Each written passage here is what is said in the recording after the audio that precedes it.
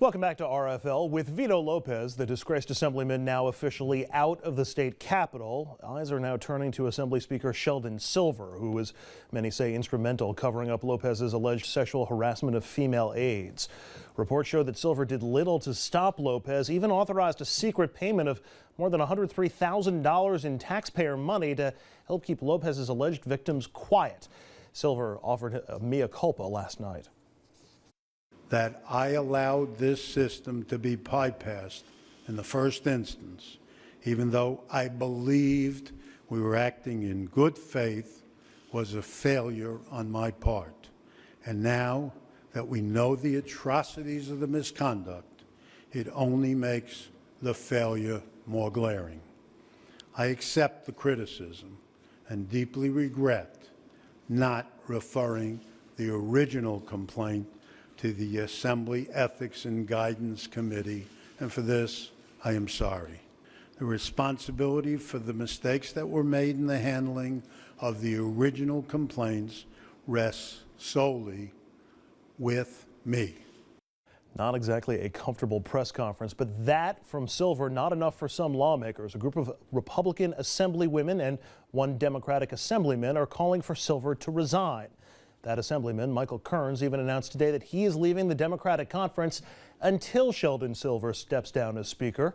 The New York Times editorial page also calling for Silver's ouster. Quote, Assembly Democrats should also seize the opportunity to remove Mr. Silver from a leadership post he has occupied since 1994 and is clearly no longer fit to hold. It should not be beyond their capacities to find an honorable leader who cares more about the public than about Albany's seedy status quo. Let's turn to tonight's panel on this. O'Brien Murray rejoins us tonight, Republican political consultant who managed the campaign of former Congressman Bob Turner. Dominic Carter, here as always, journalist and author. And Richard Brodsky is here, former New York State Assemblyman, senior fellow at Demos, professor at NYU, and one of the greatest advocates for Albany that we have on the program. So let me start with you. You worked in the Assembly under Sheldon Silver. He was your leader. How bad do you think this is for Shelley Silver? Well, it's in press terms bad, but in terms of the confidence of the membership, I don't think it's bad at all. The mistake that he made was on an allegation that had no physical contact involved. It was done to settle a case that could have been much more expensive. The payment was not made to Vito Lopez, as was implied. The payment was made to the people who were uncomfortable with the things Vito was saying. It's good that Vito's gone. Shelley Silver has for 15 years managed the policies and negotiations for the Assembly majority in ways that got us the things that the people of the state want, and that's not chopped liver. It was a straightforward apology. It ought to be accepted. I'm not a believer in the death penalty, and I'm a great believer that having met the challenge, made the apology, understanding the problem, we ought to move forward. So you think that this settlement was done for economic reasons and not to hush up an accuser who's going to make Vito Lopez look bad? Remember what the accusation was at the time, if we're going to actually examine the evidence. It was not that he touched anybody. The accusation was that he was saying stupid, offensive, and unacceptable things. In that context, settling a lawsuit made some sense. I think that's what Shelley did. But Richard, let's go back and look at this for a second. This was last July when this first broke. If it wasn't July, it was early August. It was middle of summer. One of the first things that happened was Vito lost chairmanship of the Brooklyn Democratic Party. He had that position. They moved quickly. Frank Sedio stepped in and took over. An ally of his, but yet Vito was gone right there. Why Shelley didn't step up then, and why the Democrats were afraid to speak out against Vito at that point? He was removed from his leadership post. Well, but that was it, though. Thing. But the payment, you say there was no payment made to Vito. I agree with you. But why didn't Vito pay for this out of his pocket or campaign funds? Because the defendant in the lawsuit would have been the Assembly. Because it was the deep pockets. No, whatever the reason is, the lawsuit is brought against the Assembly. If the Assembly had to solve and one of the agreements to this lawsuit was when the payment was made, the people that were complaining were hushed, which is not uncommon. But the fact they're using state funds to hush women, this was the third time that I'm aware of that Shelley has been under fire for this issue. The first one was Charmian Neary when an Assembly member did this back in the 1990s. Richard, let me finish. The second one was Michael Boxley, and the third one was Vito Lopez. Shelley Silver has been afraid to step up and do what's right and to fix the situation. Richard? That's simply not factually accurate, and it's part of what I would call an attempt to use this for political purposes. No. Which, let me finish. There are politics in this, and there's nothing illegitimate about a political attack on this. He's an elected official. Everything's You're political. entitled to do it, but it's got to be seen for what it is. In fact, he was wrong and made a mistake. In fact, the mistake was bypassing the ethics committee.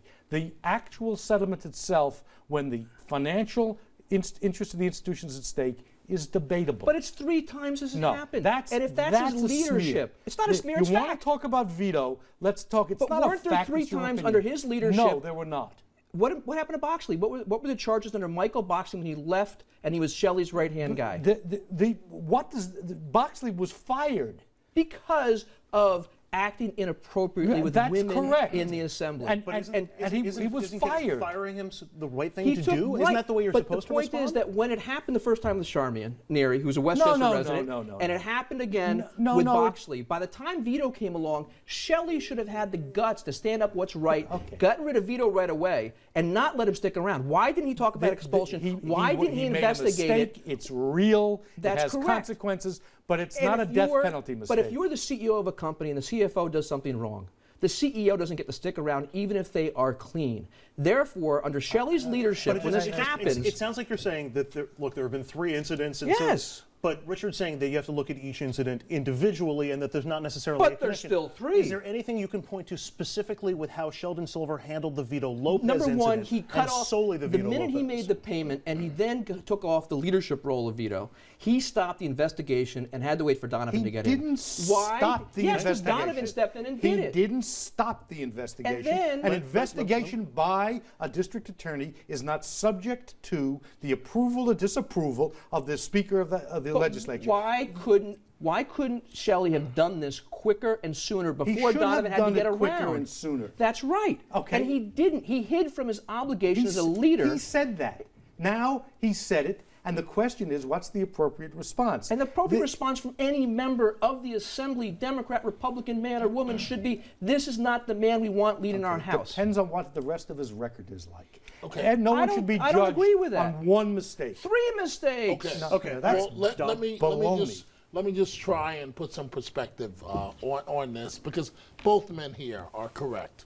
I agree with Mr. Brodsky that the press may see this as a huge issue, but the members, while being outraged, this may not impact the elected officials in the conference, Wade O'Brien. It may not impact them at all. So I don't know if the Speaker is going anywhere, because frankly, who's going to step up and challenge him? No matter what the media says, you need someone that's either going to succeed or be the sacrificial lamb to challenge the Speaker. And that's not always easy. And it's been proven. So- Anybody so- who steps up gets whacked and is never seen again. Look what happened to Brian. What happened when you were in the Assembly Okay, and there was a takeover? but now, Dumb. but O'Brien is correct to this degree.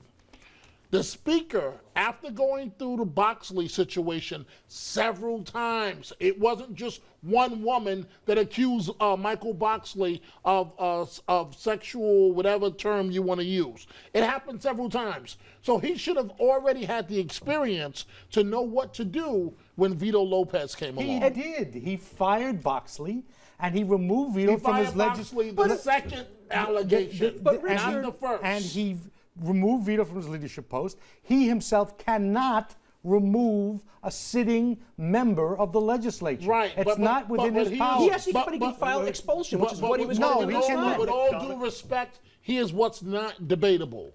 Okay? Staten Island District Attorney Dan Donovan said, and I'm paraphrasing, that it was disgusting what the Speaker did in terms of making the cash payment, the settlement to the women in this case, basically making it go away. The other With thing that's- confidentiality. He that's also remarkable here- found there was no criminal behavior He did by find Vito that as well. Lopez. But does that have to be So the- criminal the- to have to lose your leadership post? It's if you're going to expel an elected official in America, there's got to be a reason. That has traditionally been high crimes and misdemeanors.